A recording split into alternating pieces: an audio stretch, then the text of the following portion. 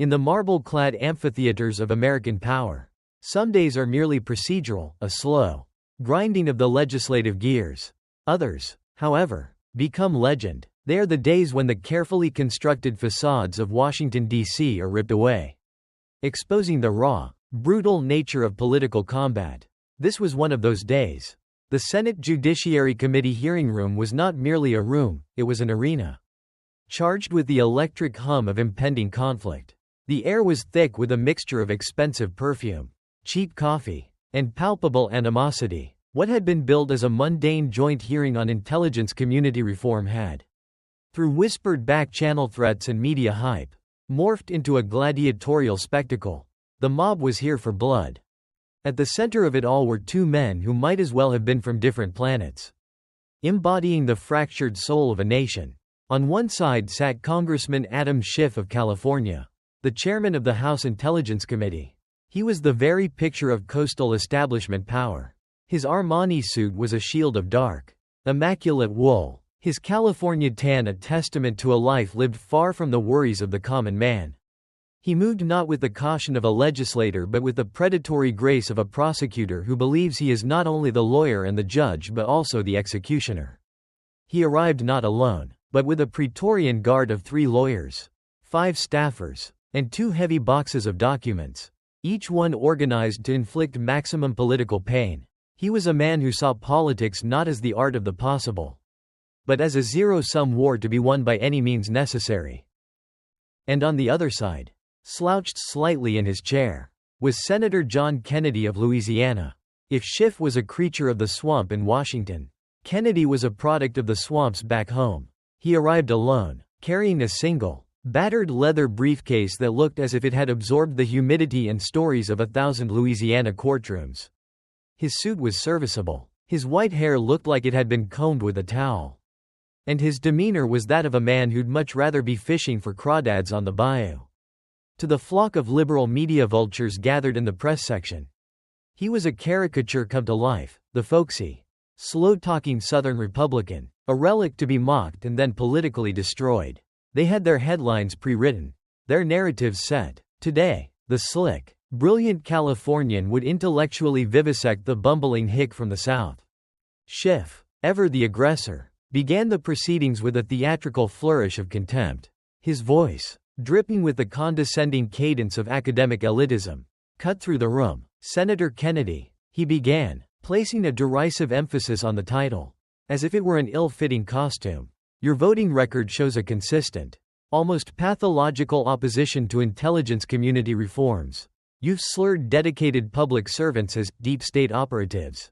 You've enabled a president who has systematically attacked our most vital institutions. Frankly," he paused, scanning the room to make sure every camera was on him, "your *backward Southern politics* have no place in any serious discussion about the security of this nation." He wasn't finished. Seeing Kennedy listening quietly, polishing his glasses with a worn handkerchief, Schiff mistook silence for weakness and pressed his attack. "Maybe if you spent less time conjuring up those quaint, folksy sayings and more time actually reading intelligence reports, assuming you can even comprehend them, you'd realize just how dangerously out of your depth you are." A few of his Democratic colleagues chuckled on cue. The media typed furiously, capturing the kill shot. Schiff smirked, delivering what he thought would be the final, dismissive blow. "And that accent," he said with a sneer. "Perhaps you could try to speak a bit faster. Some of us have actual, important work to do today." The trap had been set. The caricature had been painted. The audience was ready for the humiliation. But as John Kennedy slowly leaned toward his microphone, a small, knowing smile played on his lips. The hunter was about to discover that he had cornered the wrong animal. The slow, thick drawl that Schiff had mocked filled the room, not with the sound of surrender, but with the quiet thunder of a coming storm. "Well, now, Congressman Schiff," Kennedy began, his voice as smooth and unhurried as molasses in winter, "I surely do appreciate your concern for my speaking pace and my education. I may sound like Foghorn Leghorn, but at least I don't lie like Pinocchio." The room, which moments before had been filled with the smug chuckles of Schiff's allies, suddenly fell silent. The air crackled. A few reporters who had been looking down at their phones glanced up. A flicker of confusion and then intrigue in their eyes. The Pinocchio line was not just a witty comeback, it was a declaration of war. Delivered with the serene confidence of a man who knew he held all the high cards. Schiff's face, which had been a mask of condescending amusement, tightened. A slight flush of red crept up his neck.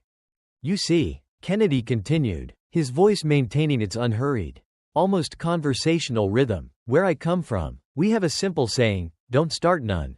Won't be none. It's a piece of advice that's kept a lot of folks out of a world of trouble." He paused, letting the implication hang in the air like the humid Louisiana fog. "But since you seem so determined to make my education the topic of this hearing, I suppose it's only polite that I oblige you." He adjusted his glasses, peering over the rims at Schiff like a professor about to correct a particularly dim-witted student. "My mama taught me that when someone calls you ignorant, the best thing to do is to educate them. So consider this, Congressman. Class is in session. And for you, tuition is free." The atmosphere had shifted entirely. This was no longer a slaughter, it was a duel. And one of the duelists had just revealed he was armed with more than just folksy aphorisms. "I'll admit," Kennedy said with a self-deprecating nod, "I had to muddle my way through a few schools. First, there was Vanderbilt University. Then I struggled through the University of Virginia School of Law." He paused, letting the names of two of the South's most prestigious institutions settle in the room. He looked up at the ceiling as if trying to recall a distant memory. "And what was that other little place?" "Oh, yes, Magdalen College, at Oxford University." He looked directly at Schiff, his eyes sharp and clear. "As in England, as in a Rhodes Scholar." If a bomb had gone off, the effect would have been less stunning. The quiet laughter from the Democratic side of the aisle died instantly, replaced by a collective, sharp intake of breath. The media scribes stopped typing mid-sentence, their faces a mixture of shock and dawning realization. They had been sold a narrative, and it had just been publicly, spectacularly incinerated. The ignorant Southern puppet was a Rhodes Scholar from Oxford. Adam Schiff blinked rapidly, his brain seeming to short-circuit as it tried to process this new, paradigm-shattering information. The foundation of his entire attack had just crumbled to dust. But Kennedy was just getting started. He reached down with a deliberate slowness into that worn-out leather briefcase. The entire room seemed to lean forward, captivated by the movement. He didn't pull out a sheaf of talking points or an intelligence report. He produced a single, professionally bound document. "In fact, Congressman, I've been doing some reading myself lately," Kennedy said, holding up the document so the cameras could see the cover. "This here is a copy of your Harvard law thesis. A fine piece of work. The title is, Prosecutorial Ethics in the Modern Justice System. Fascinating stuff." He opened the document, his finger tracing a line on a page he had clearly marked beforehand. "Page 47 is particularly interesting. I found myself nodding along as I read it." He adjusted his glasses again and began to read, his Louisiana drawl lending a strange, almost biblical authority to the words. "A prosecutor who manipulates evidence or misleads the court betrays not just his office, but the very foundation of justice itself." He looked up from the page, his gaze locking onto Schiff's. He let the silence stretch for a long, uncomfortable moment, allowing the weight of Schiff's own words to suffocate him. "Your words, Congressman," Kennedy said, his voice dropping to an almost whisper. "Shall we discuss how well you've lived up to them?" Adam Schiff sat frozen, a man caught in the blinding glare of an oncoming train. The confident smirk had not just vanished, it had been replaced by a pallid, slack-jawed mask of disbelief. The armor of his condescension had been pierced and shattered by a single, perfectly aimed volley of truth. His legal team, moments before relaxed and confident, were now whispering urgently amongst themselves, their panicked motions a frantic ballet of an ambush gone horribly wrong. The entire power dynamic of the room had been inverted. The hearing was no longer Schiff's stage, it had become Kennedy's courtroom. And he had just unmasked the defendant. "Now, you mentioned I don't understand complex legal matters," Kennedy continued, the folksy drawl now sounding less like a regional quirk and more like the calm, measured tone of a master prosecutor laying out his case. "So let me see if I can struggle through this. You also challenged my knowledge of California law. Well, let's see." He didn't consult a note. He didn't ask an aide. He spoke from memory, his voice steady. California Evidence Code Section 1040. Subsection B states that a public entity has a privilege to refuse disclosure of official information if disclosure is against the public interest. A statute you, in your capacity on the Intelligence Committee, violated exactly 17 times. He then proceeded to rattle off the specific dates and violations. A torrent of factual detail that left no room for argument. But I'm just a simple country lawyer, he added, the theatrical modesty now dripping with delicious irony. What would I know about the legal codes of all 50 states that I happen to have memorized for fun? The press section was a study in whiplash. The narrative they had come to document, the humiliation of a backward Republican, was dead. In its place was a story far more compelling, the public vivisection of one of the most powerful Democrats in America, conducted by his intended victim. But the thesis and the legal statutes were merely the overture. The true symphony of destruction was still waiting in the wings, residing inside that battered leather briefcase. Kennedy reached into it again. This time, he didn't pull out a single document. He pulled out a folder. Then another. And another. He began to place them on the desk in front of him. One by one, with the deliberate care of a demolition expert planting charges. They were not a haphazard pile, they were a neat, ominous stack, an arsenal of paper and truth. And on the tab of each folder, a label was clearly visible to the cameras. Each one a chapter in the indictment he was about to read. Russia hoax, whistleblower coordination, illegal leaks, China connections, Ed Buck scandal. The list went on, a litany of malfeasance laid bare for the world to see. This was the moment the hearing transformed from a political squabble into a public prosecution. The physical presence of those folders was a masterstroke of political theater. They were tangible, heavy, and undeniable. They represented years of meticulous research. A mountain of evidence that made Schiff's 2 boxes of organized talking points look like a child's craft project. Kennedy gestured to the stack. His new arsenal. Now, Congressman Schiff, he said, his voice taking on a harder, prosecutorial edge despite the unchanged drawl. You called me ignorant, backwards, and embarrassing. My mama taught me that when someone insults you like that, they're usually just describing themselves. So, let's test that theory, shall we? Before Schiff or his shell-shocked lawyers could respond, Kennedy added another layer to his performance. He pulled out his personal cell phone. But first, he said, holding it up, I want to show you something interesting. You see, while you were busy insulting my intelligence, the good folks back home in Louisiana were watching. And they seemed to have some thoughts. He turned the phone so the cameras could see the screen. His Twitter feed was exploding with messages of support. Simultaneously, Schiff's feed was being inundated with a single, burning question, repeated thousands of times. What's in the folders? Seems like those backwards folks you look down on understand something you don't. Congressman, Kennedy mused, they can smell what my cousin Boudreaux calls a possum in the woodpile from a mile away. And sir, with all due respect, you're stinking up the whole forest. The committee chairman, a Democrat who had expected an easy win for his party, shifted uncomfortably in his high-backed chair. Gentlemen, he interjected weakly, perhaps we should try to focus on the stated agenda. Oh, I am more than happy to focus on intelligence reform, Kennedy replied with a cheerful, almost beatific smile. Let's start by reforming the intelligence of certain committee members who wouldn't recognize the truth if it bit them on their Harvard-educated posterior. He turned his full attention back to the man across from him. The man who was now visibly sweating under the hot television lights. So, what'll it be, Congressman? Kennedy asked, gesturing to his stack of folders. The roadmap to Schiff's ruin. You want to keep talking about how ignorant I am? Or would you like to begin your education by discussing your career? Because I've got all day. And unlike some folks, I tell the truth, even when I'm talking slow. He reached for the first folder. The one that had started it all. Let's start with Russia, shall we? The rustle of the manila folder opening was the only sound in the cavernous room. It was a soft, unassuming noise, yet it carried the weight of a death sentence. Kennedy handled the folder not with haste, but with the theatrical deliberation of a man unveiling a masterpiece of damning evidence. He was no longer just a senator, he was a storyteller. And this was the first chapter of a tragedy in which Adam Schiff was both the author and the villain. Now, Congressman Schiff, Kennedy began, his voice a low, steady rumble. Let's talk about your famous quote. The one that echoed in every newsroom from coast to coast for 3 long years.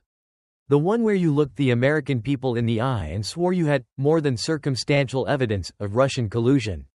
He paused, letting the memory of that oft-repeated phrase hang in the air. That was quite a claim. Reminds me of my uncle Beauregard claiming he once caught a catfish the size of a John boat. Kennedy pulled a meticulously organized timeline chart from the folder. The difference is, he said, tapping the chart, Uncle Beauregard had a picture. You, sir, had nothing but hot air and a media establishment that was more than willing to print your fairy tales. He looked up, his gaze boring into Schiff. By my count, and I'm just a simple country lawyer. But I do know how to count. You lied to the American people about having evidence of Russian collusion exactly 237 times on national television. I know because I counted each one myself. Twice. And then I had my staff verify it 3 times. Just to be sure. Schiff, who had been shrinking in his chair, tried to rally. He straightened his tie and puffed out his chest. A reflexive act of a man whose authority was under siege. I always maintained that we had evidence, he declared, his voice attempting a firmness it could not achieve. Oh, that's a fascinating choice of words, Kennedy interjected, his tone deceptively mild. He reached into his briefcase and produced a small, silver digital recorder, placing it on the desk with a soft click. Because I have here a recording from a closed, top-secret session of your committee. The date was March 17, 2019. Would you like me to play it for the class? Schiff's lawyers, who had been trying to scribble notes, froze. One of them shot to his feet. Mr. Chairman, that's classified material. Kennedy offered a benign smile. Was classified, he corrected cheerfully. Declassified last month by the Director of National Intelligence. Funny how truth has a way of seeing daylight. Eventually, without another word, he pressed the play button. A voice filled the room, tinny, but unmistakably Adam Schiff's. It was the voice of a man speaking behind closed doors. A voice stripped of its public bravado. We don't have direct evidence of collusion yet, the recording of Schiff said. The word, yet, hanging with the faint hope of a desperate gambler. But I am confident we will find it if we just keep looking. Kennedy pressed the stop button, and the ensuing silence was deafening. No direct evidence, Kennedy repeated softly, letting the confession settle over the room. He then looked up, a glint in his eye. And yet, Congressman, on the very same night, not a week later, not a day later, but that very same night, you walked out of that secure room. Went straight to a CNN studio. And told Anderson Cooper that you had smoking gun evidence in your possession. He shook his head with a look of profound disappointment. Sir, that's like saying you've cooked up a world-class gumbo when all you've got is an empty pot and some wishful thinking. The press section, which had arrived to chronicle a takedown, was now furiously documenting one, just not the one they had been promised. Their expressions had shifted from smug anticipation to the grim focus of journalists who suddenly realized they were witnessing a real story. But wait, there's more, Kennedy said, his voice taking on the cadence of a late-night infomercial host. A touch of levity that only sharpened the brutality of his attack. Let me ask you something, Congressman, a simple question. Did you happen to know a fellow by the name of Dmitry Volkov? Schiff's face, which had been pale, seemed to drain of all remaining color, leaving a sickly, grayish pallor. I don't recall that name, he stammered, his eyes darting toward his lawyers as if searching for a lifeline. Let me refresh your memory, Kennedy offered, his voice dripping with helpfulness. Harvard Law School, class of 1985. Your roommate for 2 full years. Son of a high-ranking Russian diplomat. An interesting fellow, I'm sure. Currently a senior executive at a Russian state-owned energy company. Kennedy leaned forward, his voice dropping into a conspiratorial whisper. You spent years projecting your own Russian connections onto President Trump like an IMAX theater projecting the latest blockbuster.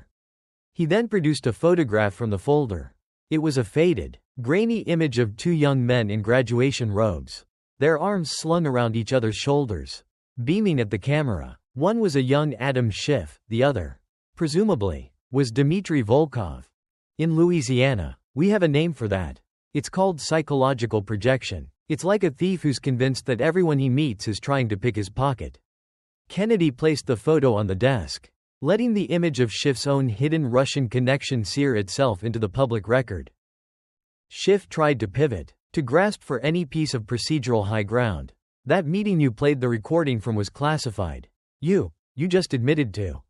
Admitted to what? Kennedy asked with wide-eyed innocence.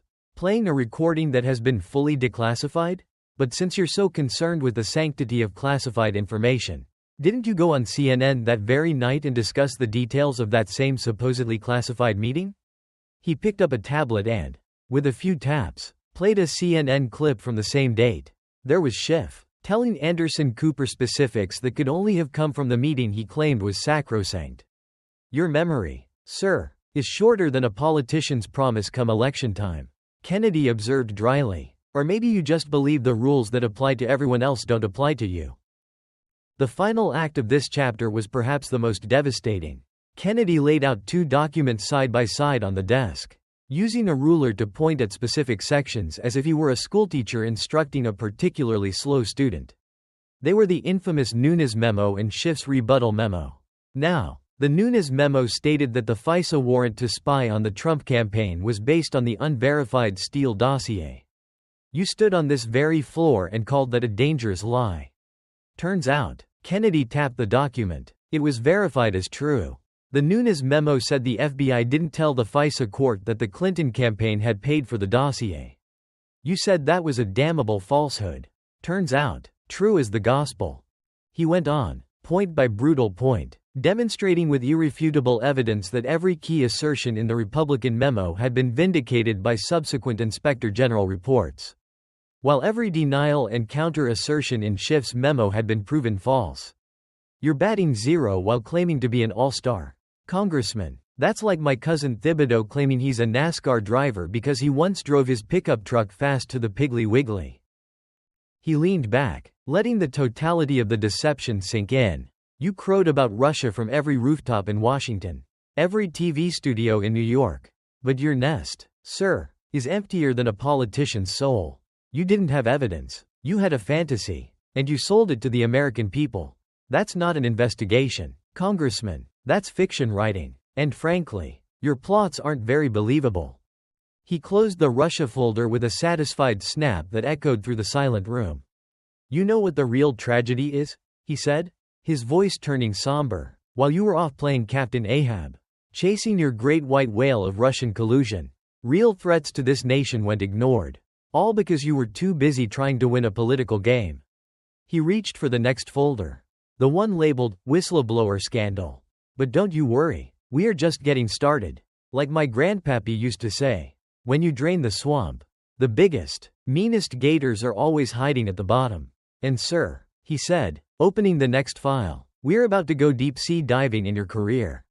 Kennedy opened the second folder with the meticulous care of a surgeon preparing for a complex and delicate operation. The mood in the room shifted again. The Russia chapter had been about lies and hypocrisy. The title on this new folder, Whistleblower Coordination, suggested something more sinister, an active conspiracy. Now, let's talk about your little whistleblower friend, Kennedy began, his tone now that of a detective laying out the timeline of a crime. You know, the one you swore you and your staff had no contact with. The one you definitely never met, never coordinated with, and certainly never coached. That whistleblower. He pulled out another large, detailed timeline, this one resembling a complex flowchart from a murder mystery board. Let's look at the dates, shall we? They tell a fascinating story. August 12, 2019. A member of your senior staff meets with the man who would later be identified as the whistleblower. August 12, 2019, the very same day, that same man, the whistleblower, officially files his complaint. Kennedy looked up from the chart, a folksy grin spreading across his face. Now, I'm not a betting man, Congressman, but if I were, I'd say the odds of that being a pure coincidence are longer than my Aunt Gertrude's Christmas grocery list. Schiff, who had been attempting to regain some semblance of composure, immediately stiffened. There was no coordination. He insisted, his voice thin and reedy. My staff acted appropriately. Hold on now, Kennedy interrupted, a mischievous glint in his eye. He reached for his phone again. I'm about to do something that might seem a little unconventional. The room went dead silent. The press leaned forward, their cameras focused intently on Kennedy's hands. I'm going to text the whistleblower's attorney right now. His number was, helpfully provided to my office by a concerned party. He held up the phone so everyone could see him type. Hey Mark, he said, narrating his text. It's Senator Kennedy. Quick question for your client. He says he never coordinated with Schiff's staff. Is that his final answer? Because we have some conflicting information. The theatricality was breathtaking. It was a high-stakes bluff. A piece of political performance art designed to provoke a reaction. The hearing room was so quiet you could hear the hum of the fluorescent lights. Schiff's face was a canvas of pure panic. His lawyers were frantically whispering, one of them gesturing wildly for him to say nothing. Then, almost immediately, Kennedy's phone buzzed loudly on the desk. Well, would you look at that? Kennedy said, his eyes wide with feigned surprise as he picked up the phone. He turned the screen toward the cameras. The reply was visible to all. Which meeting are you referring to? There were several. The room erupted. The message on the screen was an atomic bomb. It wasn't just a confirmation of a meeting, it was a confirmation of multiple meetings. It directly contradicted everything Schiff had claimed for months. It was proof, not just of contact, but of a coordinated effort. Seems your whistleblower's recollection is a little different than yours. Congressman, Kennedy drawled, savoring the moment. Schiff looked as if he had been physically struck. He had walked into a perfectly laid trap, and the jaws had just snapped shut on live television. The chaos that Kennedy's text message gambit had unleashed was a smokescreen for his next, more concrete piece of evidence. As the chairman weakly hammered his gavel, calling for order, Kennedy calmly reached back into the folder. But a text message can be debated, I suppose. He conceded generously. So let's move on to something a little more photographic. He produced a large, glossy 8x10 photograph. This here was taken at a lovely restaurant in Georgetown called Café Milano. Very fancy place. $200 steaks. My constituents would call that a scandal in itself. He held the photo up for the cameras. And look who we have here. Having a cozy little dinner together on August 5, 2019. Just 1 week before the whistleblower complaint was officially filed. The photo was crystal clear. It showed Adam Schiff dining with a younger man, both leaning in conspiratorially over their meals. The younger man was the same individual whose face had been plastered across conservative media for months. Identified as the whistleblower. You coached your star witness on the most important lines of his testimony. Kennedy accused, his voice dropping the folksy charm and adopting a cold, prosecutorial fury. Then you feigned total surprise when he delivered them, acting more shocked than a raccoon in a garbage can when the lid slams shut. Sir, that's like a fireman who sets fires just so he can rush in and play the hero for putting them out.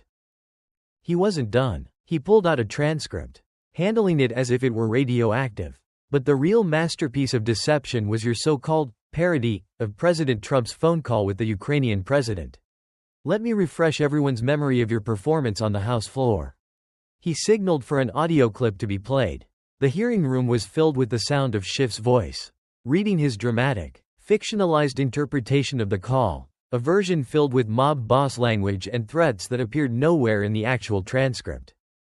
When the clip ended, Kennedy produced the real, declassified transcript of the call. Now, let's compare your Hollywood script to the actual reality, he said. He read sections from both documents side by side.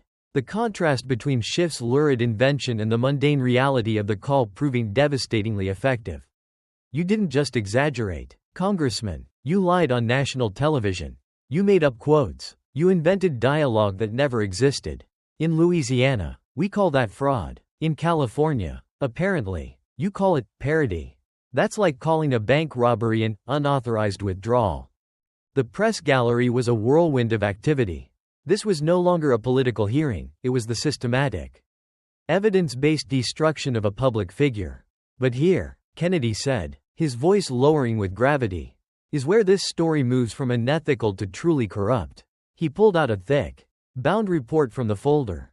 You hid evidence. My investigation found that your committee took testimony from 17 witnesses, 17, whose accounts directly contradicted your public narrative. And you buried every single one of them. He began reading excerpts from the hidden testimonies, his voice ringing with indignation. From Ambassador Kurt Volker, I saw no evidence of a quid pro quo or any linkage between security assistance and political investigations. From Tim Morrison, a top NSC official, I want to be clear. I was not concerned that anything illegal was discussed. You hid these exonerating testimonies like a squirrel hides nuts for the winter. Kennedy thundered. Except a squirrel does it for survival. You did it for pure, naked political gain. Having thoroughly dismantled the foundation of the impeachment, Kennedy now turned his attention to the very structure of the process itself. Framing it not as a constitutional remedy, but as a subversion of it, he held up the third folder.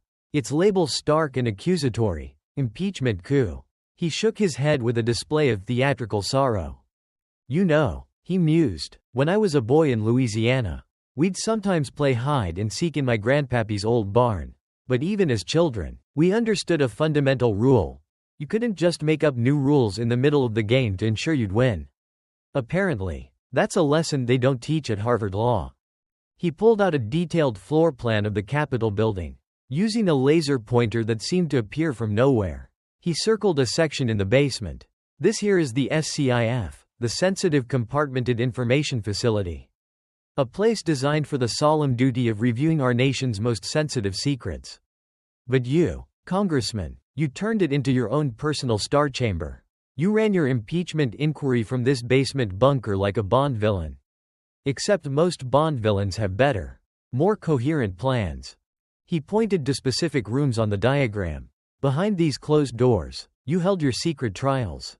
You denied the president, the accused, the fundamental right to have his counsel present. You denied Republican members of Congress their right to participate. You coached witnesses in private and then selectively leaked cherry-picked portions of their testimony to your allies in the media. A Republican congressman from Ohio, unable to contain himself, shouted, "He's right, they locked us out. My constituents were denied representation." The chairman's call for order was lost in the swell of agreement. But the witness coaching wasn't just a suspicion. Kennedy continued, pulling out a tablet. I've got something special for the committee today. A video deposition that came into my office just this morning from a man who wants to clear his conscience. He pressed play. The face of William Taylor, the former U.S. ambassador to Ukraine and Schiff's star witness, appeared on the screens around the room. He looked uncomfortable, but resolute. My name is William Taylor, he began, his voice steady. I testified during the impeachment hearings.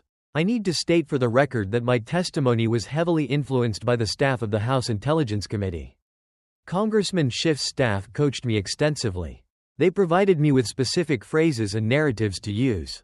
When I expressed concerns that certain characterizations were not entirely accurate, I was told that the broader truth of the narrative was more important than the literal truth of the facts. It was made clear to me that my career would be over if I did not comply. The hearing room exploded. The raw, on-camera confession from the prosecution's own key witness was an act of political immolation.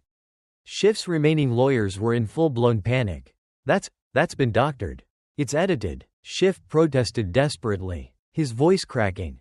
Has it now? Kennedy asked mildly. Well, that's good news, because Ambassador Taylor is currently in a holding room down the hall.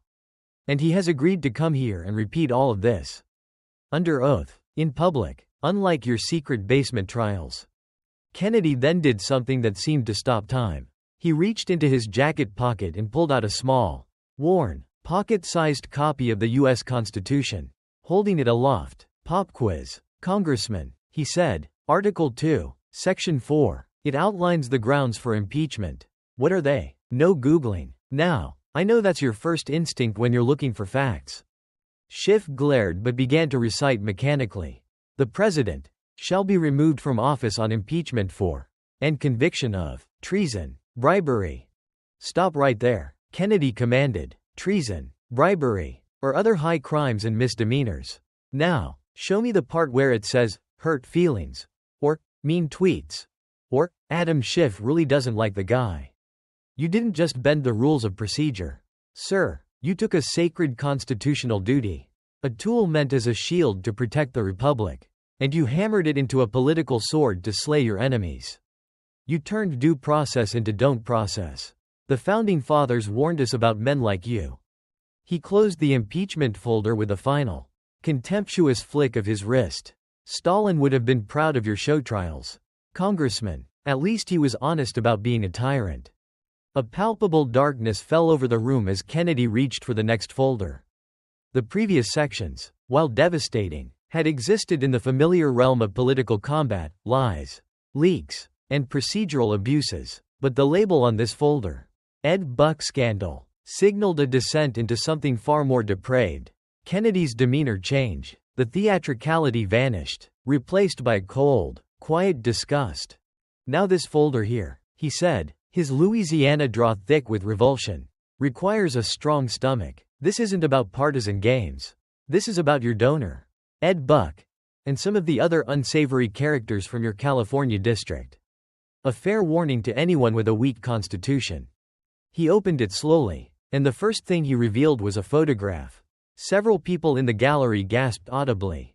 It was the face of a smiling, older white man next to the logo for Adam Schiff's congressional campaign.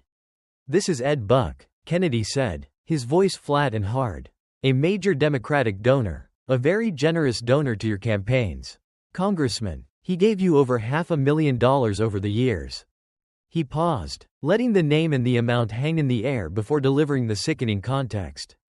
Mr. Buck also had a disturbing habit. Young, black, gay men had a habit of dying from drug overdoses in his West Hollywood apartment. 2 of them, to be exact. Kennedy's voice had lost all trace of humor. This was no longer politics. It was an epitaph. Gemmill Moore, 26 years old, Kennedy said, placing a photo of a young, smiling black man on the desk. Found dead in Mr. Buck's apartment in 2017. The coroner ruled it an accidental methamphetamine overdose. Timothy Dean, 55 years old, he continued, placing another photo beside the first. Also found dead in Mr. Buck's apartment in 2019. Another methamphetamine overdose. He looked up from the photos, his eyes burning with a righteous fire as he stared directly at Schiff. And you knew. The whole Democratic establishment in California knew he was a predator. His activities were an open secret. But the money was good, wasn't it, Congressman? The checks kept clearing. He then clicked a remote. And the large screens in the hearing room, which had previously shown documents, now displayed a video. It was a middle-aged black woman, her face a mask of grief, tears streaming down her cheeks. My name is Letitia Nixon, the woman said, her voice cracking with pain. My son, Gemmill Moore, was killed by Ed Buck. Adam Schiff knew Ed Buck was dangerous. They all knew, but they kept taking his money. They kept protecting him. My son is dead because politicians like Adam Schiff cared more about their campaign donations than they did about black lives. The room was utterly, devastatingly silent. Even Schiff's remaining lawyer had stopped whispering. The raw, human pain on the screen had transcended the political theater. Did those young men's lives matter less than Ed Buck's money? Congressman? Kennedy asked quietly, his voice resonating with the mother's grief. Because from where I'm sitting, it sure looks that way. Schiff finally found his voice. A weak, desperate croak. I returned those donations as soon as the gravity of the situation became clear. Did you now? Kennedy interrupted, his voice like the crack of a whip. He produced a stack of official Federal Election Commission records and slammed them on the desk. Because according to these official, legally binding filings, you never returned a single dime. Not one red cent. Even after the first death. Even after the second death. Ed Buck's money stayed right there in your campaign account. He looked up, his face a mask of undisguised contempt. Your pants are on fire, Congressman. And that's not one of my Louisiana sayings. That is just a cold, hard fact. He let the FEC record sit there. A monument to Schiff's greed and mendacity. You've got blood on your hands, Kennedy said softly. Maybe not legally, that's for a jury to decide. But morally, ethically, you are as guilty as sin on a Sunday. The air in the room was thick with the moral filth of the Ed Buck scandal. But Kennedy was not finished draining the cesspool. He reached for the next folder. Its title promising another journey into the abyss, Chinese connections. Speaking of choosing money over country, Kennedy said, seamlessly transitioning from domestic depravity to international compromise. Let's talk about China, because if you thought Ed Buck was bad, wait until you meet who else has been funding your career. He adjusted his glasses with theatrical precision. Now, before we dive into this one, I need to establish something. You and your California colleague on the Intelligence Committee, Congressman Eric Swalwell, y'all are like two peas in a pod. Except, Kennedy's lips curled into a slight, cutting smile. Eric got honey-potted by a Chinese spy. And you? Well, it looks like you just got money-potted. He opened the folder, revealing a complex financial chart that looked like an intricate spiderweb. Let's start with your donor list. It's amazing how many of your top contributors have direct, verifiable ties to the Chinese Communist Party. It's like a who's who of Beijing's influence operations in America. He began pointing to names on the chart. James Chong donated $58 to your various campaigns. Also happens to sit on the board of 3 corporations directly owned by the Chinese government. Linda Wu, a very generous $75 in donations. Her husband runs the entire U.S. branch of the state-owned China Construction Bank. Shall I continue? Because the list is very, very long. Schiff's remaining lawyer was scribbling furiously. But it was like trying to catch a waterfall in a teacup. But here's where it gets really, truly interesting, Kennedy said, leaning forward as if sharing a grand secret. Then, without any warning, he switched languages. Ni nen ting dong wo de wa ma, yi yuan? Ni nen ting dong wo de wa ma, yi yuan? Kennedy asked, his pronunciation of Mandarin Chinese crisp and perfect. The question translated to, can you understand what I am saying, Congressman? The hearing room was stunned into absolute silence. The sheer, unexpected shock of a Louisiana senator speaking fluent Mandarin was total. Every eye in the room swiveled to Adam Schiff. And in that moment of pure, unscripted shock, Schiff's carefully constructed composure shattered.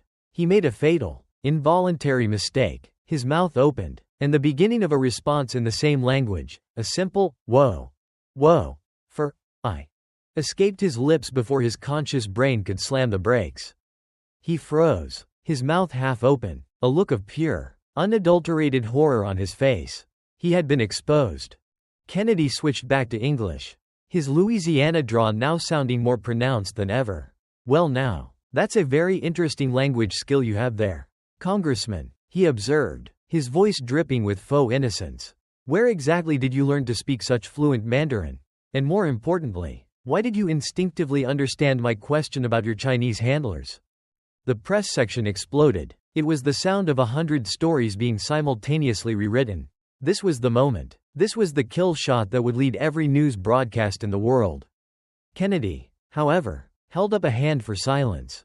But wait, he announced with a showman's flair. It gets even better. He pulled out his phone. Let's see what Chinese state-run media is saying about this hearing right now. He tapped the screen. Oh, would you look at this? An article, published in the People's Daily just 47 minutes ago, during this hearing. He read from his phone, his voice filled with mock admiration.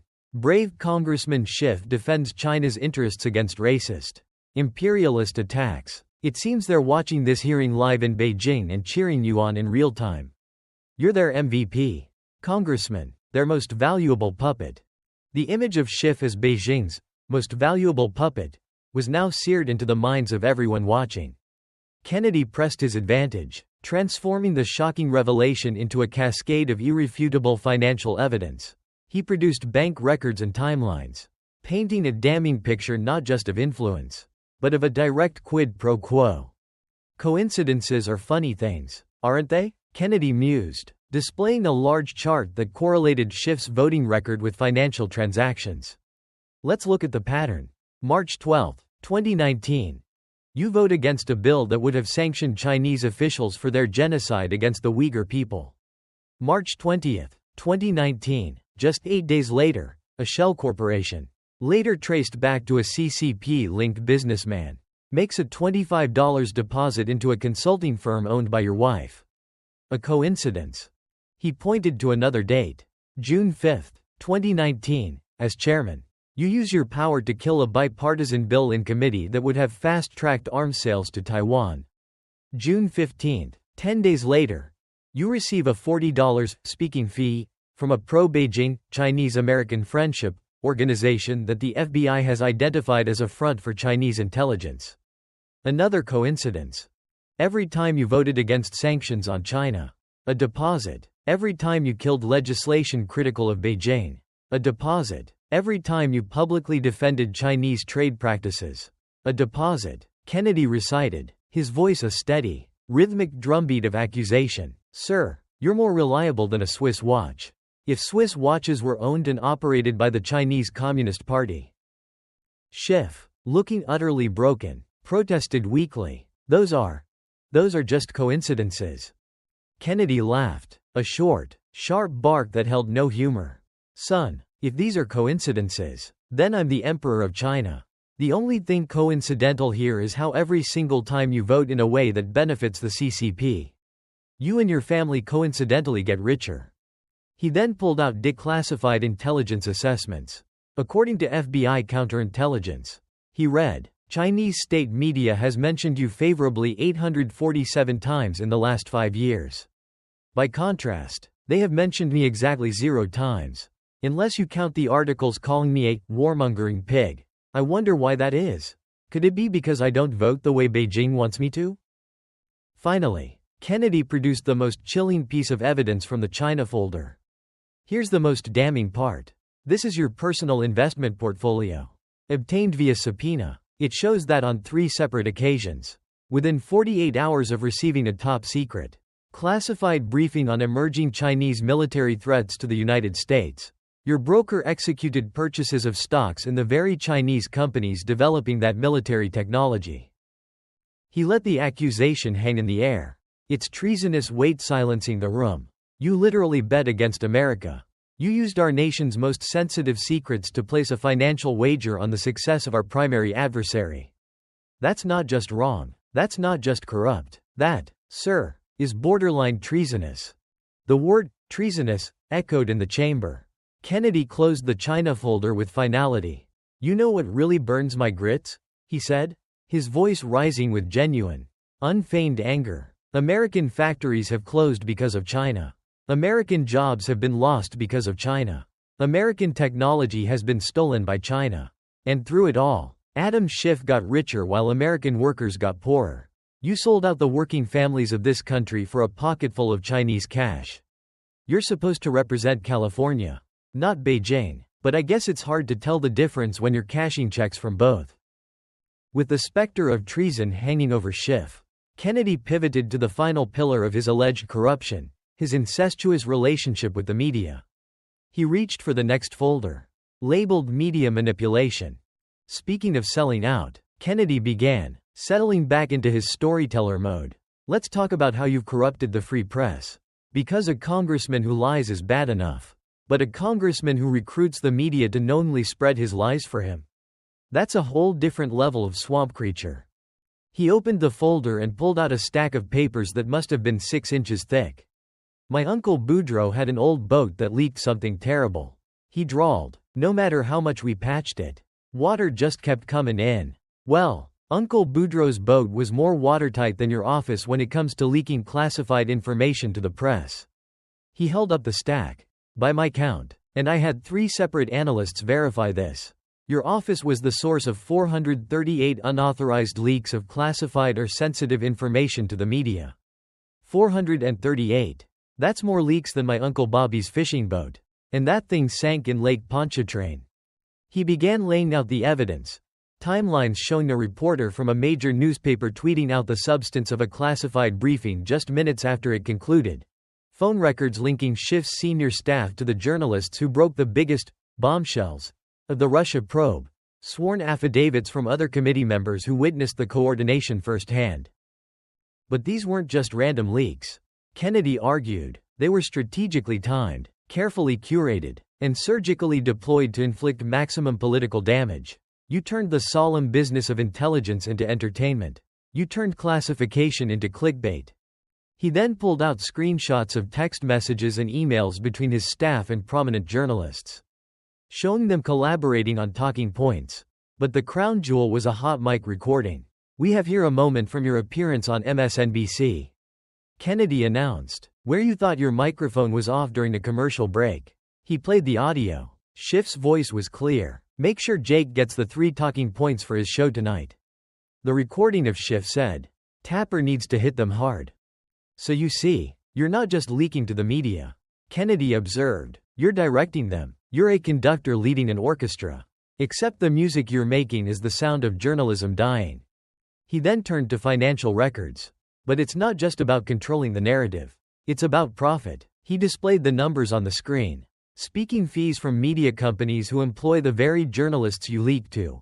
$1.2 million over 5 years. Paid contributor contracts for your wife's consulting firm from media-adjacent entities. Another $800. Lucrative book deals with publishing houses owned by the same media conglomerates. $3 million. He shook his head in mock admiration. You turned your oversight duties into a profit center. P.T. Barnum would be proud. He looked directly at the press section, many of whom now looked profoundly uncomfortable. And y'all in the media, he said, his voice softening slightly. Some of you were willing accomplices. Some of you were just victims. But every last one of you got played by a man who views truth as optional and facts as flexible. Thomas Jefferson said he'd prefer newspapers without a government to a government without newspapers. But he assumed those newspapers would be telling the truth, not just taking dictation from Adam Schiff. He closed the media folder with disgust. The First Amendment guarantees a free press because our democracy depends on it. You took that sacred institution and turned it into your personal propaganda machine. That's not just a corruption of Congress. That's a corruption of democracy itself. The hearing room had become a tomb. The air was heavy, not with tension, but with the suffocating weight of established guilt. Adam Schiff sat slumped in his chair. A hollowed-out man, his expensive suit now looking like a funeral shroud. His team of 5 lawyers had dwindled to one nervous junior attorney who looked like he wished the earth would swallow him whole. Kennedy reached for the final, slender folder. This was not about a new crime, but about the wages of all the sins that had been exposed. You know, Congressman, Kennedy said, his voice now quiet and somber. We've covered a lot of ground today. Russia lies, whistleblower coaching, donor scandals, Chinese money, media manipulation, impeachment games. That's quite a career you've built. It's like a house of cards. Impressive to look at from a distance. But one single breath of truth, and the whole thing comes tumbling down. He pulled out a single document from the folder. This here is interesting. It's your personal financial disclosure from 2015, the year before the Trump-Russia saga began. Your net worth was approximately $500. Not bad for a public servant. He then placed another document beside it. And here is your most recent disclosure from 2023. Your net worth is now approximately $4.5 million. That's an 800% increase in 8 years. He laid out year-by-year financial records, creating a damning timeline of enrichment. Every scandal we've discussed today made you richer. Every lie you told paid a dividend. Every betrayal of the public trust came with a bonus. You're a corruption capitalist. You found a way to monetize malfeasance. It was at this moment that something utterly unprecedented happened. Schiff's chief counsel, the one who had quietly returned during a break, abruptly stood up. Mr. Chairman, he announced, his voice shaking with either fear or conviction. I must state for the record that, effective immediately, I can no longer represent Congressman Schiff in this matter. My ethical obligations as an officer of the court prevent me from continuing. Without another word, he gathered his papers and walked out of the hearing room, abandoning his client on live television.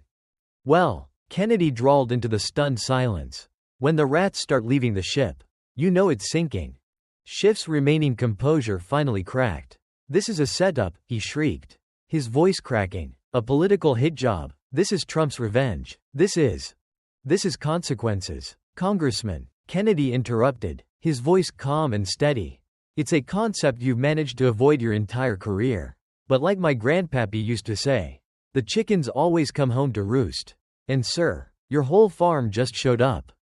Then, another shockwave hit. A senior Democratic congresswoman from California, a longtime colleague of Schiff's, stood up. Mr. Chairman, she said, her voice trembling but clear. I cannot sit here silently any longer. I'm from California. I've watched Adam operate for years. Senator Kennedy is right. Our leadership, myself included, has enabled this corruption through our silence. And I can no longer be complicit. The defection from his own party, his own state, seemed to break the last thread holding Schiff together. His hands were shaking so violently that he knocked over his glass of water. "We're not quite done," Kennedy said, pulling one final set of documents from the folder. "These are the criminal referrals that I will be submitting to the Department of Justice immediately following this hearing. Allow me to read the proposed charges." He put on his reading glasses with theatrical precision. "Perjury, 17 counts, for every time you lied to Congress under oath. Leaking classified information, 23 counts. Obstruction of justice, 11 counts. For hiding evidence and witness tampering. RICO violations, 7 counts. For running what amounts to a criminal enterprise from your congressional office. Wire fraud, 9 counts. Related to those Chinese wire transfers. Campaign finance violations, 31 counts."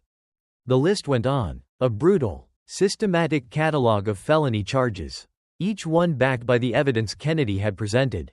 That's 98 federal charges in total. "Congressman, in Louisiana, we'd say you're in more trouble than a long-tailed cat in a room full of rocking chairs."